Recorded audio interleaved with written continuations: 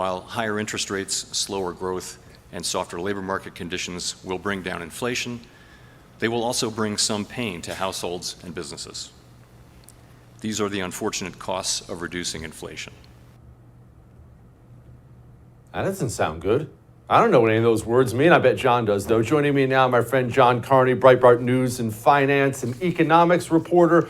All right, John, I thought we were already experiencing economic pain. It's going to get worse? It's going to get a lot worse. What Powell was telling us right then is that this really good jobs market we've been having is going to go away. That the Fed has realized that it can't just sort of play around at the edges, maybe reduce the rate of job growth. That after what we've seen, remember, we had 528,000 jobs added in July. The Labor Department just told us that there were 11.239 million job openings in July. So the labor market is still very hot. And what Powell is telling us is that's going to have to come to an end. We've been dealing with a lot of inflation, and they're going to try to crush the labor market in order to bring down inflation. That's what he says. Pain is coming. Get ready. I frankly haven't ever heard anything like that from a central banker in my lifetime. It's been, a long time since we're used to the central bankers coming and telling us they're going to rescue us and relieve the pain. That now we're being told they're going to bring the pain, baby. Okay, John, I need you to do the best you can and try to turn your IQ down to my level and explain to me what that means. How are they going to crush the labor market? What's that mean for the normal person watching right now? What are you talking about? Right. Well, what it will mean is there will be less jobs available 6 months from now for people who are looking for work. Unemployment, which is right now near 3.5%, the Fed is going to be happier when that comes up. We have 2 job openings for every unemployed person in the United States. The Fed would like to bring that down to about 1 to 1.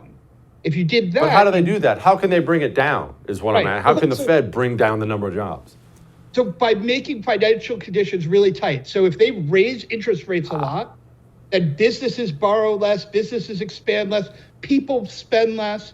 So what they want to do is make it really hard to spend and expand any business. For consumers to spend, for businesses to spend, that'll bring down, or in theory, by the way, it's been a long time since we tried this. So in theory, that will bring down hiring in the economy, and that's how they'll end up cooling off the labor market. Okay. Higher interest rates overall, though, don't sound good. On top of the labor thing, when interest rates go up like this, what do I not see? John, you see this stuff. I don't see it. What kind of pain is coming that I can't foresee when interest rates go up this high? So the one I bet you can see is that mortgage rates are going to go up. When the Fed is raising rates, it pushes up mortgage rates. What does that mean? It means home buying is more expensive. When home buying is more expensive, that means eventually home values either have to come down because the interest rates come up so much, or the home values have to at least go flat for long enough that they're no longer, that homes aren't so expensive. So if you were hoping, let's say, to sell your home for a big gain, we've seen big gains over the last couple of years.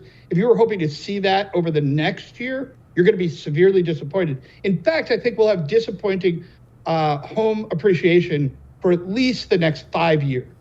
Don't miss Jesse Kelly Breaks History, Che Guevara, the latest episode of a new series available now exclusively for First TV supporters. Visit the First TV app or thefirsttv.com to subscribe and start watching today.